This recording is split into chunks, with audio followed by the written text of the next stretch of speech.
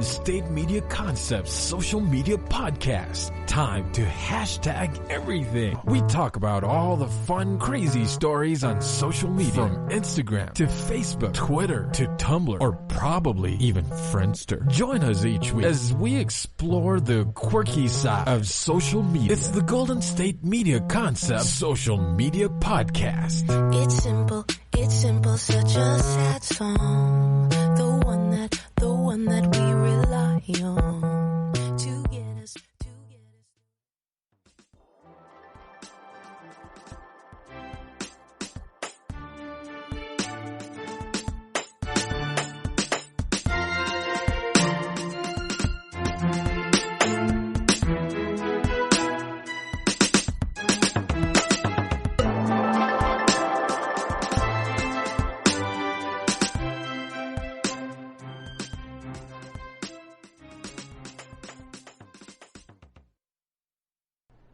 Hello. Thank you for tuning in to the GSMC Social Media News Podcast, brought to you by the GSMC Podcast Network. I am your host, Juan Newsom. How is it today, folks? It's really hot out there. I hope everyone is staying cool. Today we have a great show for you. We're going to wrap up Will, Jada, and August, the Tory Lanez and Megan situation. We have the latest. We also have other trending topics and news on social media, such as Twitter, Facebook, and YouTube. Also, we have T-Pain singing without autotune. You gotta hear this, folks. I think it's really great. And also, why Ryan Davis is the funniest up-and-coming comedian. We also have in sports some more Michael versus LeBron. Also, Chris Broussard has taken on an interesting new series that's trending on social media called You Kids Just Don't Know. Esports and live sports are merging. And also the Antonio Brown retirement. Segment 4. It's a very interesting story about a prison inmate, Curtis Wall Street Caroll. It's a really great and inspirational story. So, folks, we're going to dive right into it. So, August's response to Will and Jada's Red Table Talk. And it's trending on social media. It's also trending on several news outlets, as well as it's really picked up on YouTube and some of the other entertainment news. But basically, August doesn't deny the word entanglements. He's not offended by it. Entanglements by definition, and I looked it up, it is a complex relationship. So, and he stated that it was exactly that. So, no offense there. He seems to not have no regrets, man. He's not painting himself as the victim to this situation. Now, on to the story. Tory Lanez and Megan Thee Stallion. Shot Girl Summer. That's what I'm calling it. So basically, Tory Lanez is posted bail. And he is, of course, he was charged with carrying a concealed weapon, which is illegal in California. Hard to get a permit there for that there. And social media is ripping into Tory Lanez. All over the place. They're tagging him. There's a lot of hate there. And so, wow.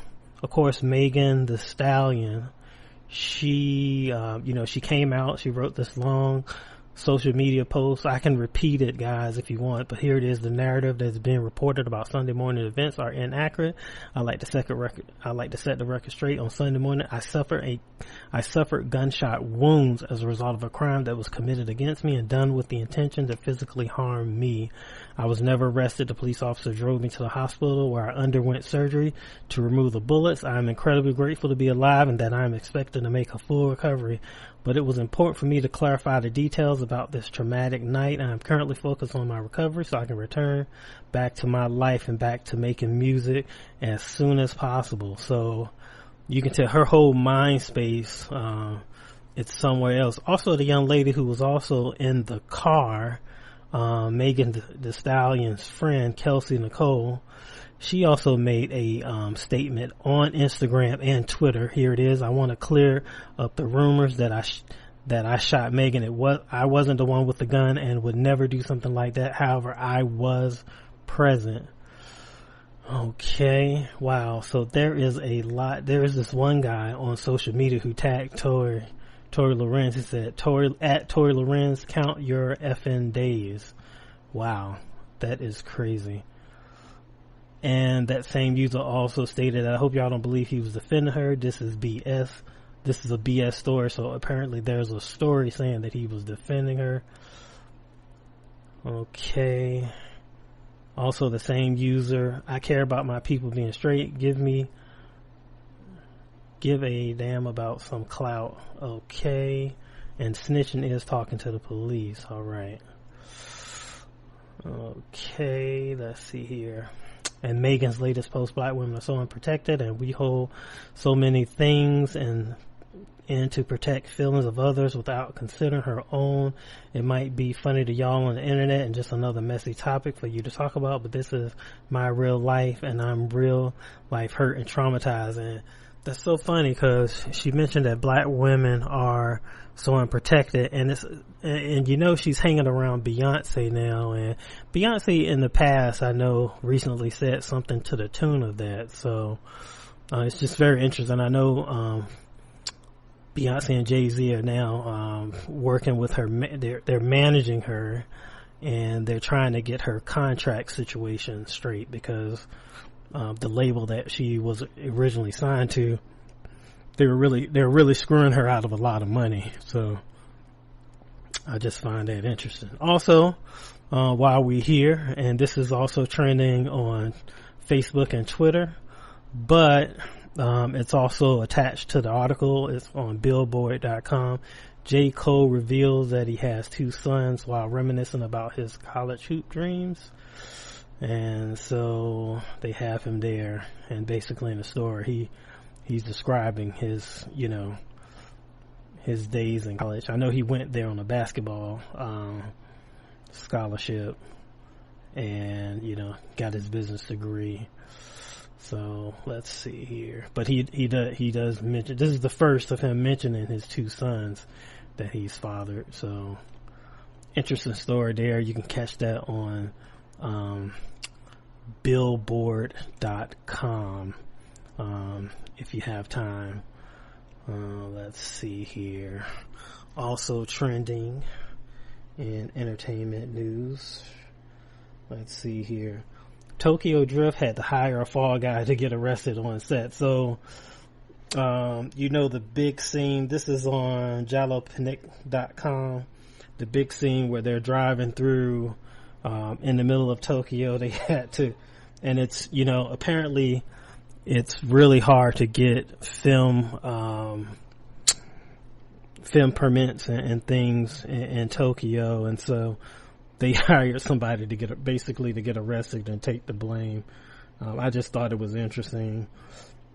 The article is on jalopnik.com, JALOPINIK. So, alright. Let's see here. Also, Johnny Depp. What is going on there? Amber Heard testified against Johnny Depp during her first day in the witness box for his ongoing libel trial. Wow. That's pretty insane. He's being sued for libel. Man, he could end up with paying a lot of damages if that's the case. J. Cole, another article on J. Cole. This is trending on Facebook mostly, not as much on Twitter. I checked both. J. Cole shares here's the title of the article. What kept me from collaborating with peers that I respected all these years. Okay. All right. He basically, in the article, it says, I'm going to give you some excerpts. J. Cole is hip-hop's Willy Wonka. For years, he trapped himself inside his factory, producing incredible art, but stopped short of letting people get a glimpse of his innovative creative process. In 2019, Cole finally opened his gates to welcome outsiders into his world for a 10-day recording session, what will become The Revenge of Dreamers 3. Yet leading up to this, fans were confused by Cole's unwillingness to share his space with others. This moved him to explain that it was more about people damaging his ego than still an everlasting gobstopper. Wow. So I'm just gonna take it there, but it's a great article. I've read it. It's on Complex. Very interesting insight in J. Cole. I would say he has to be one of my favorite hip hop artists. I would say between him. I also like Joey Badass. I think he's probably one of the most underrated rappers out there. I know some people, I like 21 Savage as well, and Kendrick Lamar. I would say J. Cole, Joey Badass, Kendrick Lamar, would be probably my top three. I have others that I like. Travis Scott. I like Pop Smoke, rest in peace. I also like Future, even though Future is like crazy sometimes, but his music is really, really, really good. But that's interesting. That's interesting that would pop up. Okay. Also trending on Facebook, Juice WRLD joins Drake and the Beatles as only acts to have 5 songs in Billboard's top 10. Wow, that's pretty good. Wow, Drake seemingly disses Pusha T and Kanye West in new song. Now this is interesting. This is on hotnewhiphop.com, and just to go into the article, Drake appears to take shots at Kanye West, Pusha T on his new collaborative single, Heady One, Only You Freestyle. There has been a long history of shots thrown between Drake and Pusha T. Even before that started, many speculated that there were issues at a higher level between Drake and Kanye West, with them representing competing footwear brands Nike and Adidas. Drake and Kanye West seemingly kept taking very cryptic shots at each other. The latest have officially come to release of Only You Freestyle. Premiering just an hour ago, Drake's new collaboration with Heady One is already stirring up some talk on social media, mainly because of the one section where a Toronto native seemingly comes for Kanye and Push. And I'm going to read these lyrics. SHI, you know what? You man been dropping lately. Don't make me have to fly my iTunes. So much people buy it to hype. Don't make me have to buy my hype too, raps Drake. The majority of the people commenting on these bars believe they are intended for the GOOD music crew. Specifically, Push and Ye dealt with a big homie already. Don't make me have to side by side you. He continues seemingly singling out Push enough times. He tried to hide behind you. Amnesia, but when I remind you, I'm touching the road and I can't find you. That is brutal. That is brutal. So Drake is coming out. Okay. Also, Future and Lil Uzi Vert are about to drop new music. So, be on the lookout for that. Oh, wow. Time is going by here. Okay. Offset fires back at fan, claiming Migos fell off. They didn't fall off. They're just, what are these fans talking about? The Migos, they're all releasing solo albums.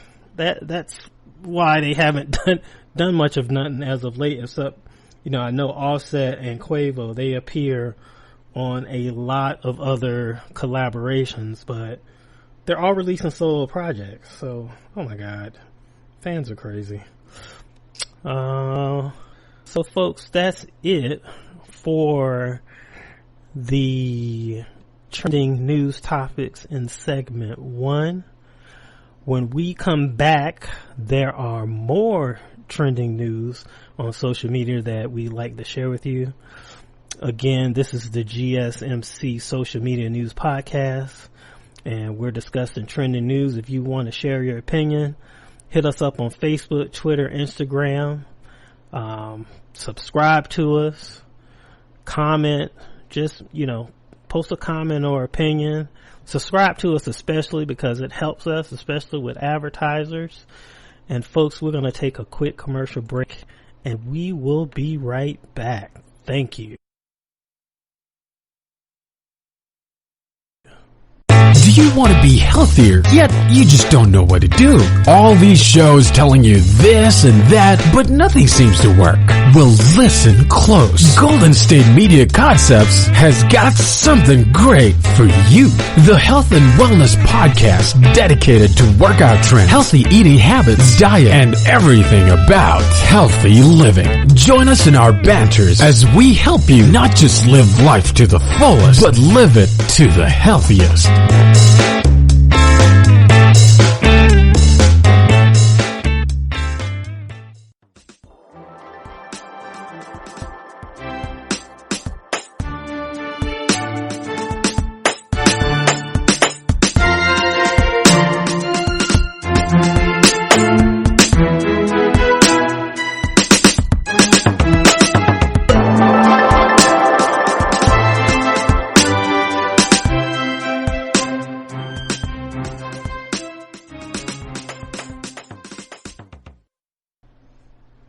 Welcome back, folks. It's Juan Newsom. First segment, we talk about trending news and topics. This is the second segment. We're going to go on to more trending news and topics that are clearly trending on social media platforms. This is your host, Juan Newsom, again, and for this hour, we have a few surprises. I'm always looking for like a feel-good story.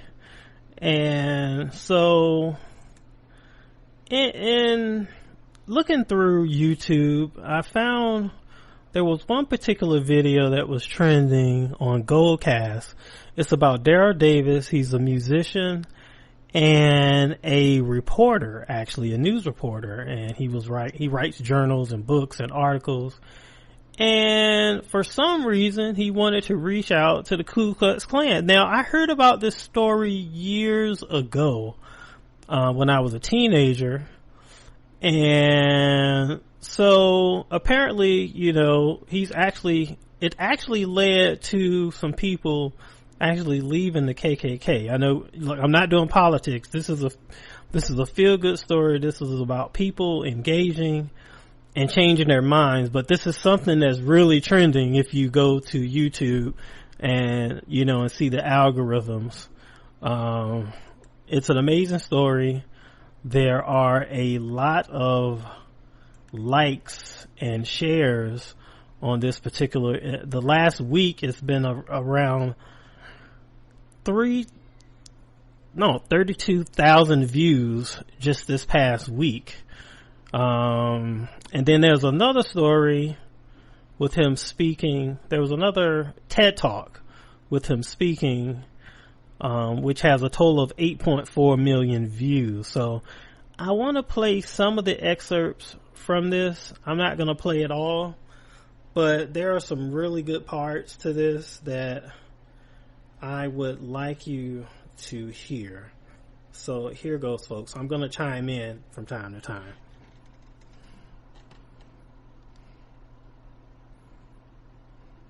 Said, Daryl, do not fool with Roger Kelly. He will kill you.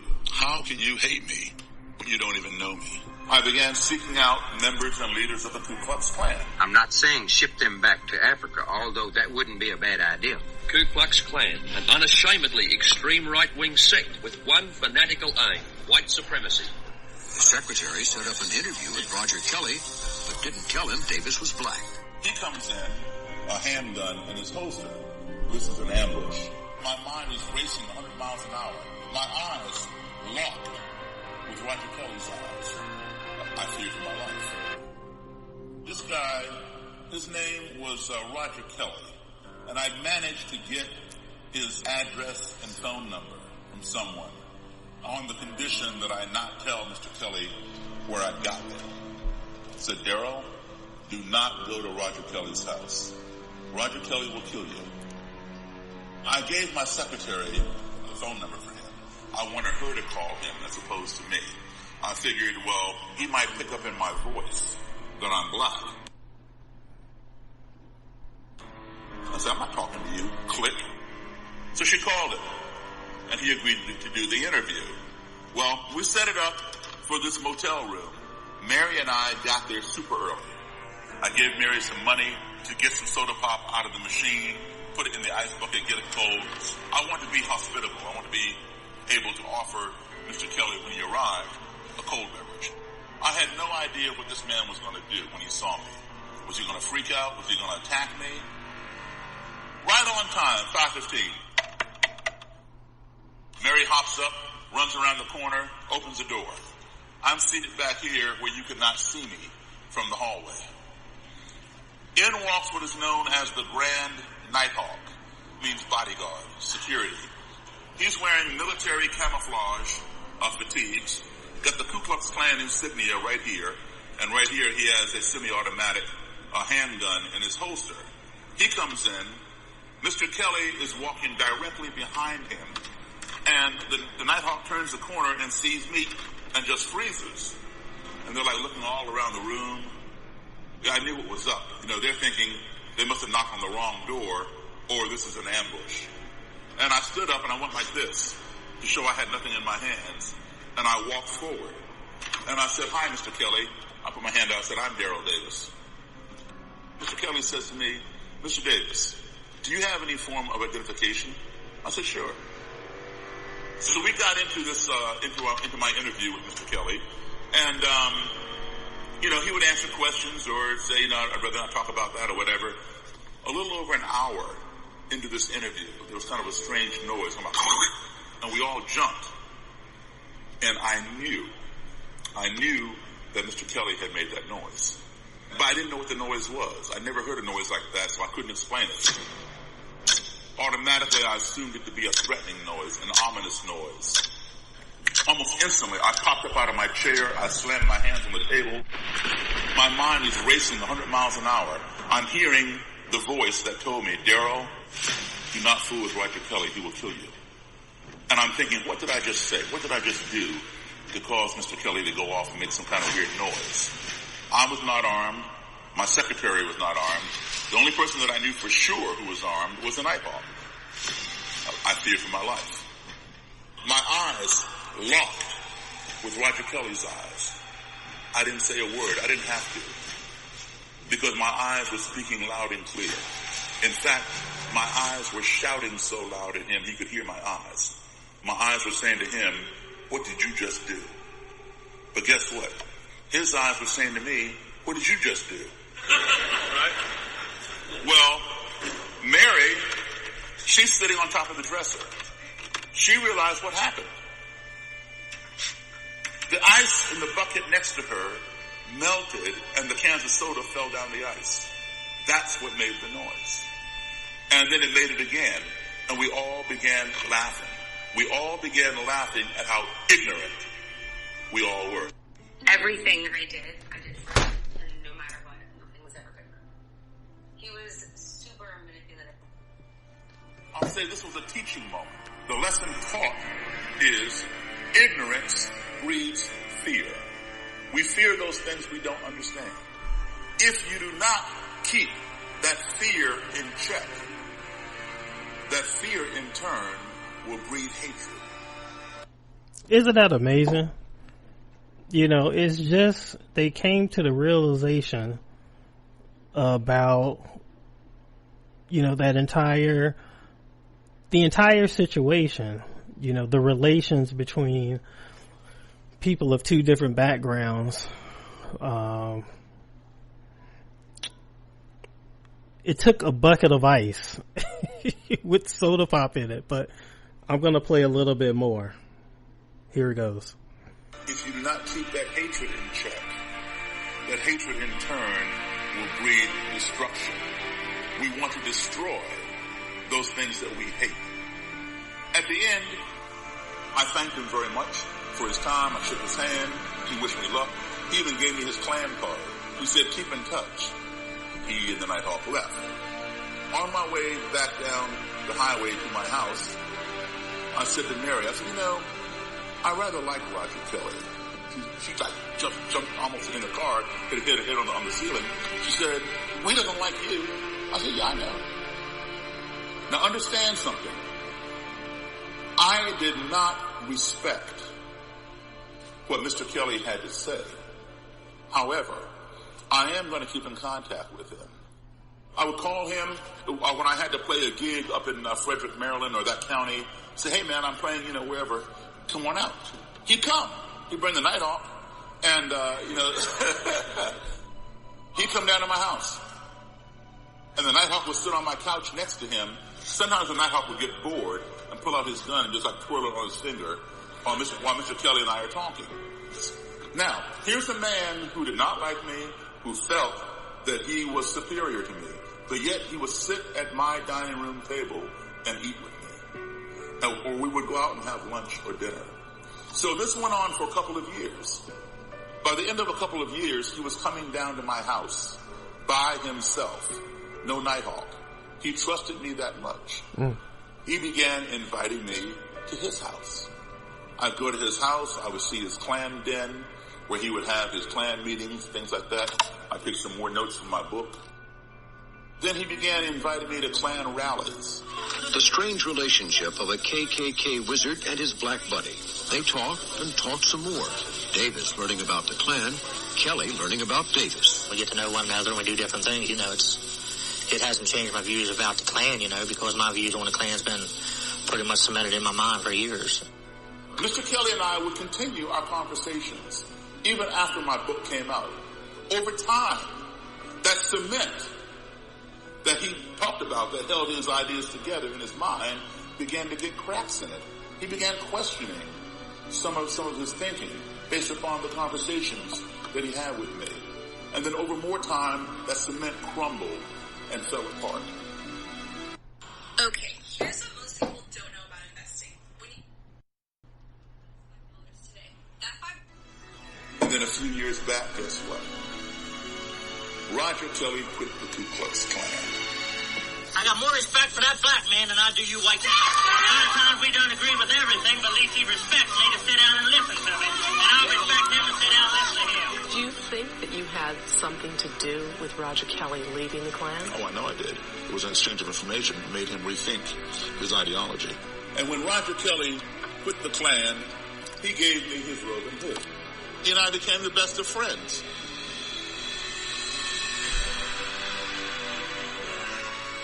All of this came. Folks, and here's another side note. They became so close that Kelly named Davis, Mr. Davis, his daughter's godfather. Now, I read the clandestine book, so I'm just bringing this up.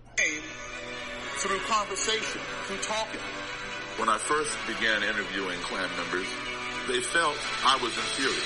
I had nothing to offer in terms of my opinion. But then over time, as the relationship develops, slowly but surely they began asking me questions. That was the first clue that the tide was turning. Oh, all of a sudden, my opinion matters. Let's see where this is going. As a result, active Klan members have renounced that ideology. And in doing so, they turn over their badge of honor, their uniforms, their swastika flags. So thank you.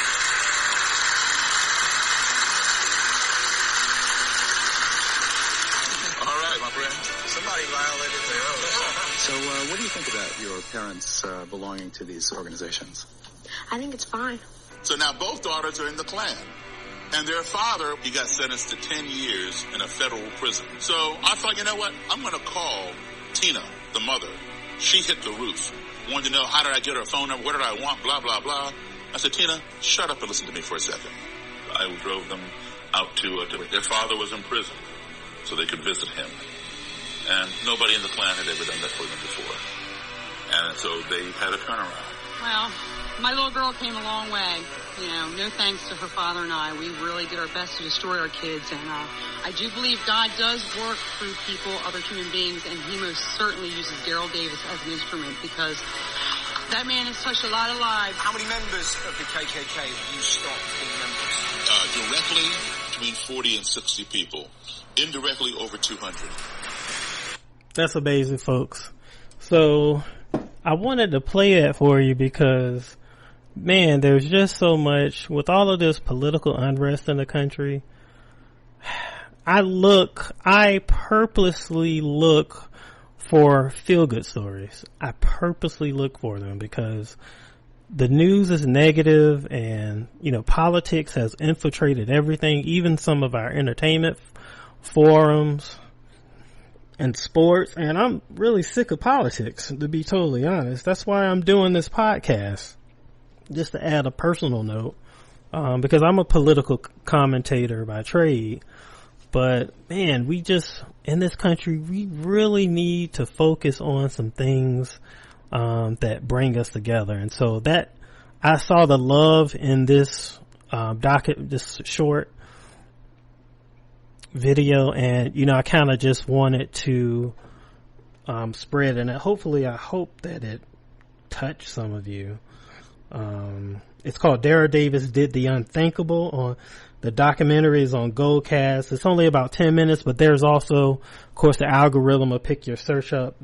There's others. So check it out, folks. Well, that went by a little bit faster than I thought it would be.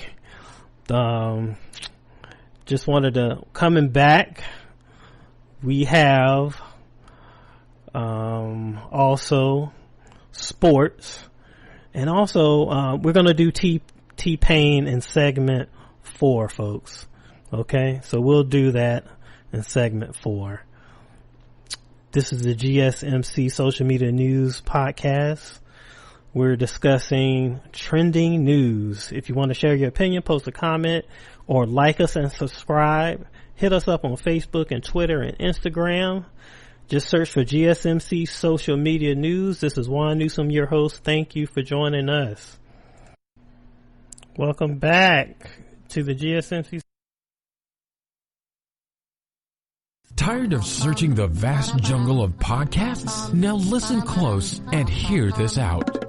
There's a podcast network that covers just about everything that you've been searching. Hey! The Golden State Media Concepts Podcast Network is here. Nothing less than a podcast bliss with endless hours of podcast coverage. From news, sports, music, fashion, cooking, entertainment, fantasy, football, and so much more. So stop lurking around and go straight out to the Golden State Media Concepts Podcast Network. Guaranteed to fill that podcast itch. Whatever it may be. Visit us at www.gsmcpodcast.com. Follow us on Facebook and Twitter, and download us on iTunes, SoundCloud, and Google Play.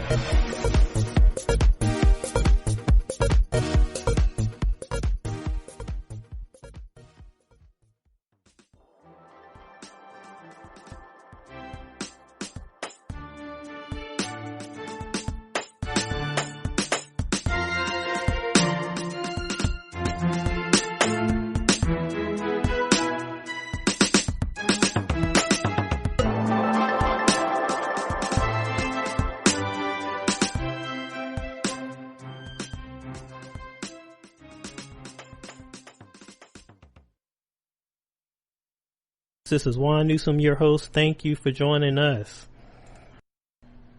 Welcome back to the GSMC Social Media News Podcast. This is your host, Juan Newsom, for this hour. I promise I want to give it to you right away. Now, T-Pain apparently, now over the last couple of years, I know he hasn't really done any albums, but he has done collaborations and guest appearances on other albums and projects. So apparently there is a video floating around of him doing, well, there was a video 5 years ago of him doing music without auto-tune. and it was I forgot the name of the show. The Tiny Desk Concert, which that takes place like in a library and whatnot. And this was right after he had issues with drugs or whatever, I believe.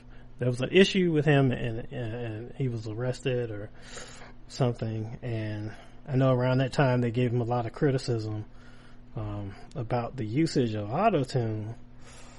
But, you know, and I understand that's like his, I guess, you know, it's his signature, but this brother, let me tell you something. This brother can really blow. I think you guys need to hear this. So I am going to play this and let's see where this goes. Give me 1 second.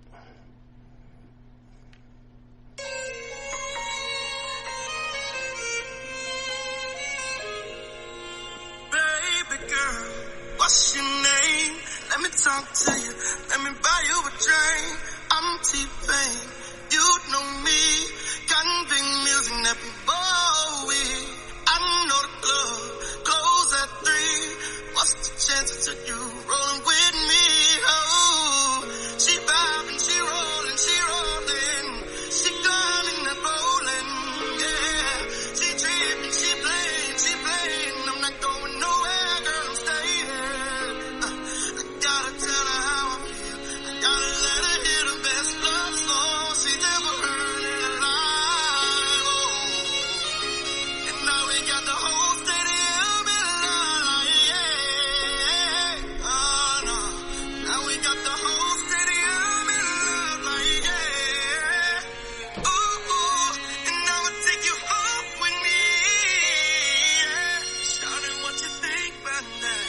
I'll be in the grave, gotta like and feel like ooh.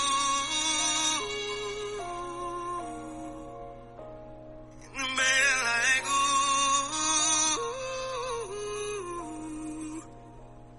I'm in love with a stripper.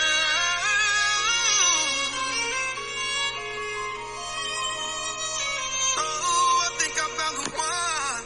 And my baby girl gon' give me a son. I found a girl that can do both. She body with the crew and she just like me.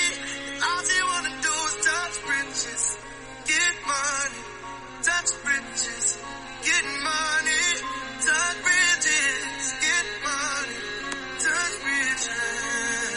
She made us drinks and drink, we drunk 'em, and now I think she thinks I'm cool. I like the bartender. Oh, I'm at the bar with her. Now we got the whole stadium in love, like yeah. Oh no, now we got the whole stadium in love, like yeah. Ooh, and I'ma take you home with me, yeah. Shouting what you think about that. I'll be in the grave, gotta like and feel like ooh. In the bed like ooh. We in the bed like ooh.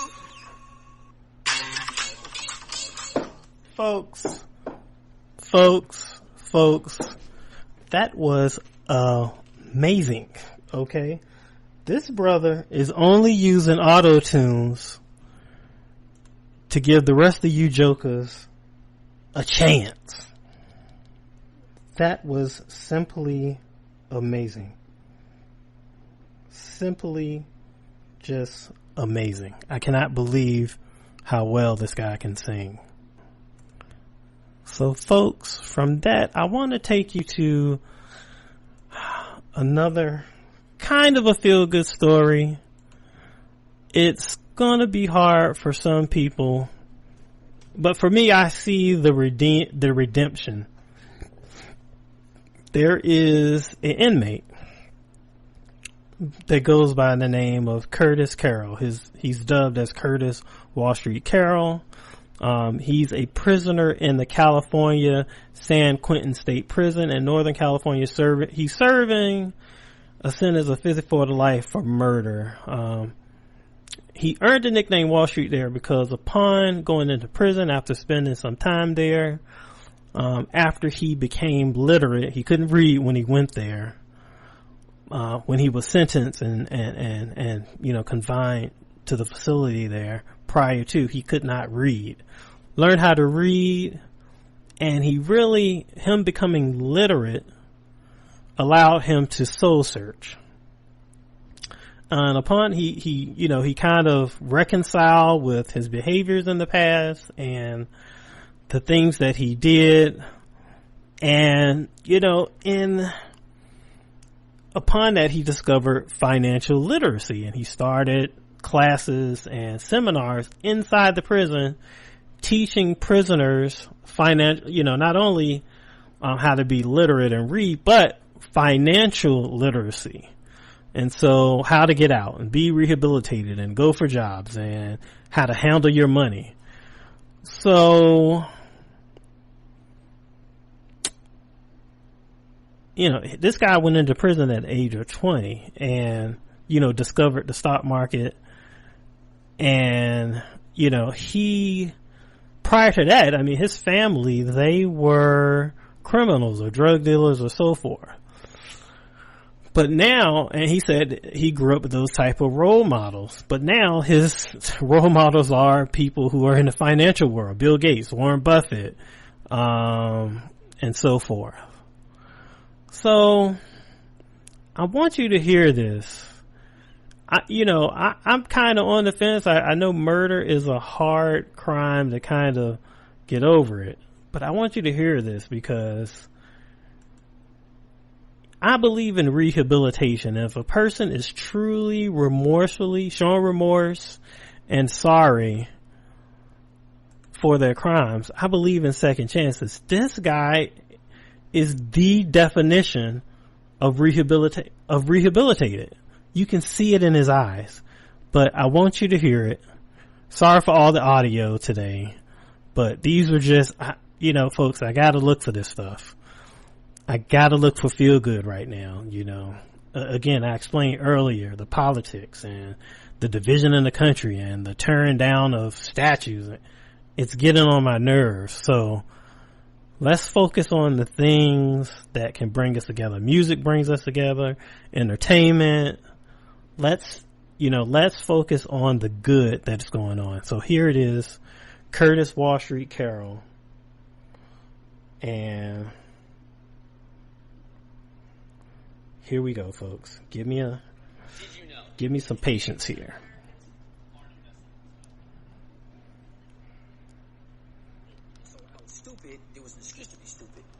Hold on, folks. Let me rewind this. Tell us your name, why you here in San Quentin, and where you from. So my name is Curtis Caroll, but everyone calls me Wall Street. I've been in San Quentin 4 years now. And I'm here for the crime of robbery, murder, attempted murder. Actually happened in Oakland. And I was sentenced to 54 years to life in prison at the age of 17 years old. And I've currently been in prison 20 years. 20 years. For robbery, murder? For robbery, murder. What part of Oakland you grew up in? So I grew up in East Oakland. I was born in Washington, D.C., came to California in the 80s, early 80s. My mother, I grew up in the heart of the crack epidemic. So my mother was a drug addict. My grandmother were drug addicts. So my family was either drug addicts or drug dealers. And so my role model was the pimps, hoes, and hustlers. That was always how we moved. And I always was taught that if you wasn't making no money, you couldn't be out here in these streets. And if you was going to be out here in these streets, you was going to make money, you was going to support your family. No one in my family had jobs. No one worked. I actually went to Amherst, and I actually went to Emoy's Cox. Didn't go too often, but I was enrolled in school. And just my whole perspective of life, man, was about poverty. And the way that I seen everything came from the lens of people who I looked up to, because there really wasn't no real role models. I was illiterate. So I couldn't read, write, or spell.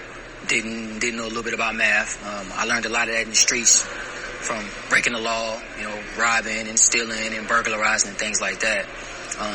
So I always knew crime was a bad thing, but it was always justified in the household. Mm-hmm. So in my mind, as a kid, I always thought the police was the enemy. The police was the enemy and white people was the enemy. And I was taught that white people were the reasons why we was living the way we was living.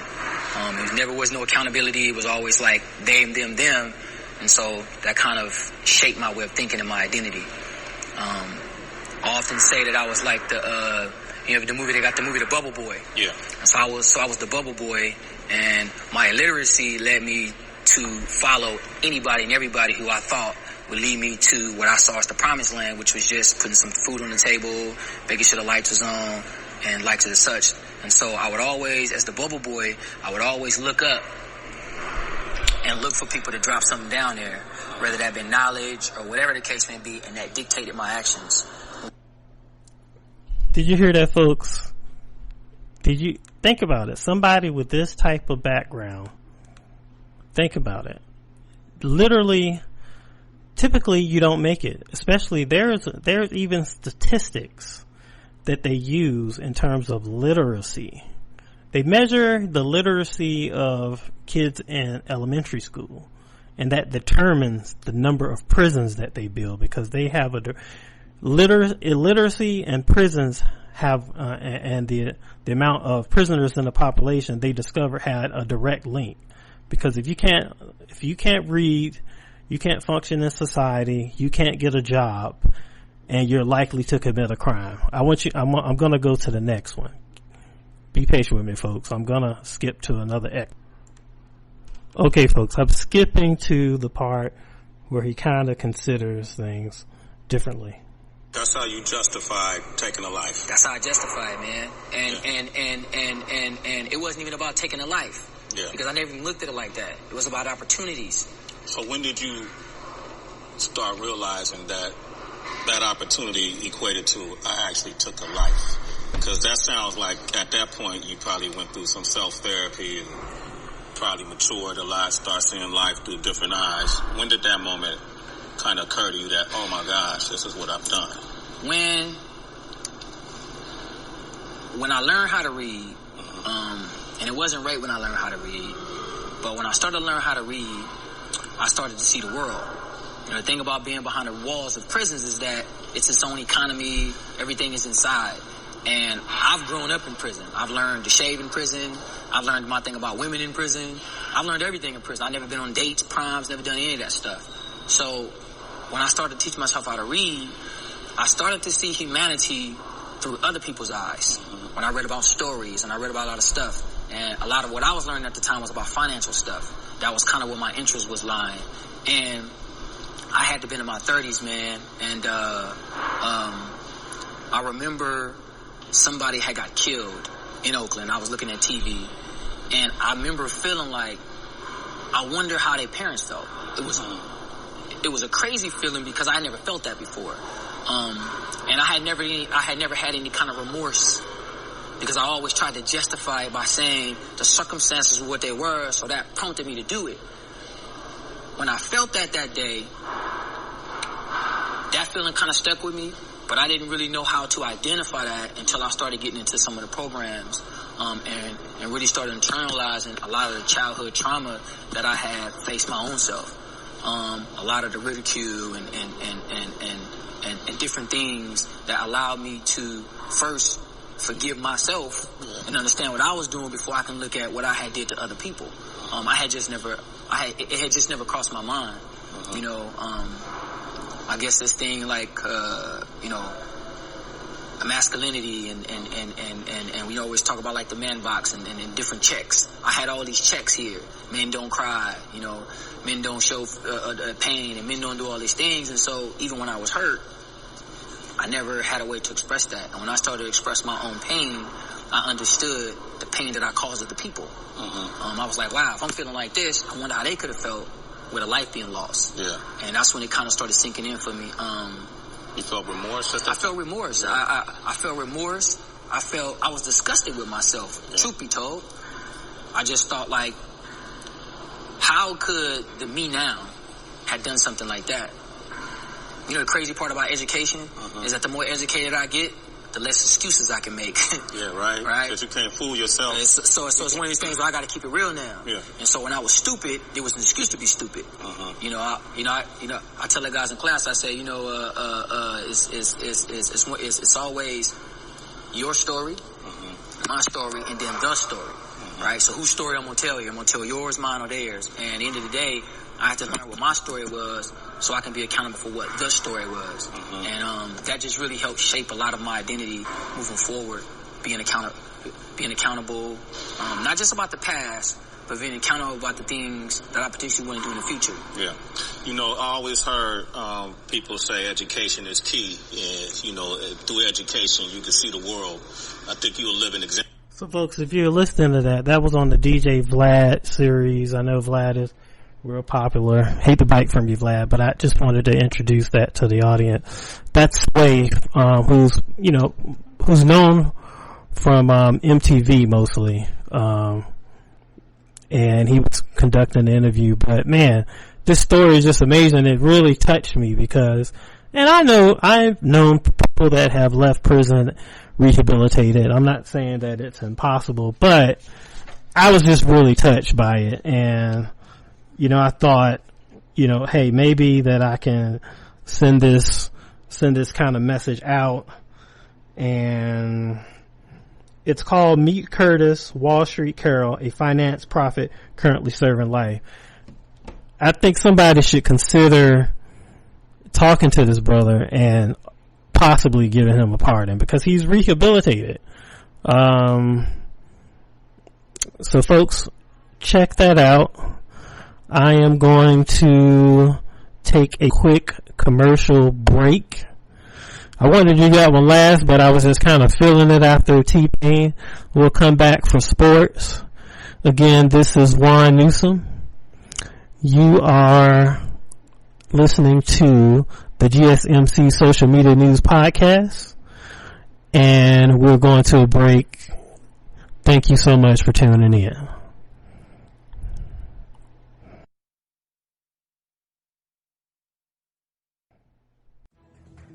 Want to find out what movies to go see? Then check out the GSMC Movie Podcast. It's your ticket to the latest movies, whether it's a new blockbuster event, romantic, comedy, or action flick. This show has got it all covered. They talk some what to go see now. Don't bother. What's hot on Netflix and everything in between. That's GSMCpodcast.com/movie-podcast. When it's all about the movies, it has to be this new show. Don't forget to like them on Facebook and follow them on Twitter. Visit GSMCpodcast.com for more info.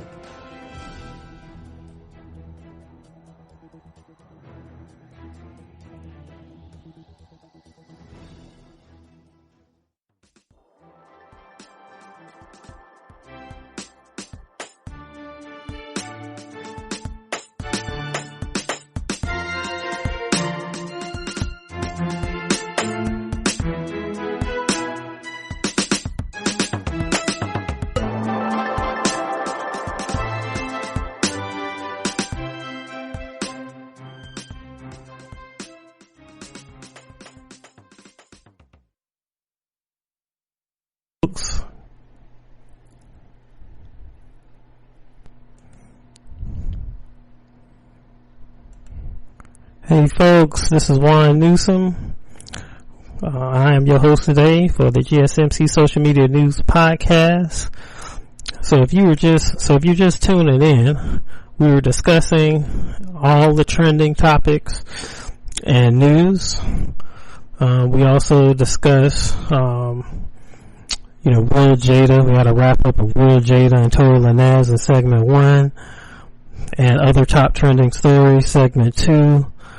We spoke about Daryl Davis, the writer, author, and journalist and musician who engaged with the KKK. Segment 3, we talked about T-Pain, and we listened to some music from him without auto-tuning. which was great. We also covered a reformed prisoner in California, Mr. Curtis Wall Street Caroll. Amazing story, folks, and I made all references, and you can check those out. So now we're going to move to sports, okay? So there's other memes out with Michael Jordan and LeBron. The latest meme, it has MJ at 6-0 in the finals. Could LeBron have done it? Maybe. I mean, LeBron is a beast. There's also a meme mocking Bron. There's a guy kissing a billboard with LeBron's face up there, and it's titled Bronsexuals Kiss. That's a nickname for LeBron's fans, Bronsexuals. So I just think it's pretty funny. So folks, I stumbled upon a little gem as it relates to sports. Chris Prasad, he does this series called You Kids Don't Know. And basically, he features players that played in the past, but, you know, they played in the past, but millennials really didn't have access to, other than, you know, highlights or what have you. I want to play some of this for you because I think it's really important. It's good. It's a good education on sports. And I want to play some of it for you. So give me a second here. I'm going to get this audio up.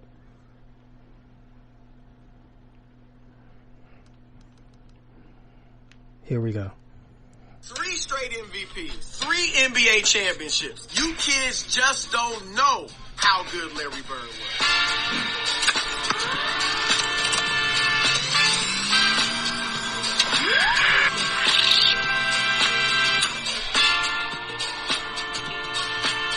You young kids, you're saying Larry Bird, we know he was good in the 80s, but he couldn't do anything today. Larry Bird today might be like Ryan Anderson or something like that. I'm telling you, you kids just don't know. So you saying, what would Larry Bird do today? Here's your answer. The same thing he did in the 1980s. Larry Bird was amazing. He was arguably the best player in the world in the middle of the 80s when he won 3 straight MVP awards, joining Wilt Chamberlain and Bill Russell as the only players ever to do that. Look, Larry Bird is the only player in NBA history in the top 50 in career points per game, career rebounds per game, and career assists a game. He's the only player in NBA history to average 20 points, 10 rebounds, and 5 assists for their career.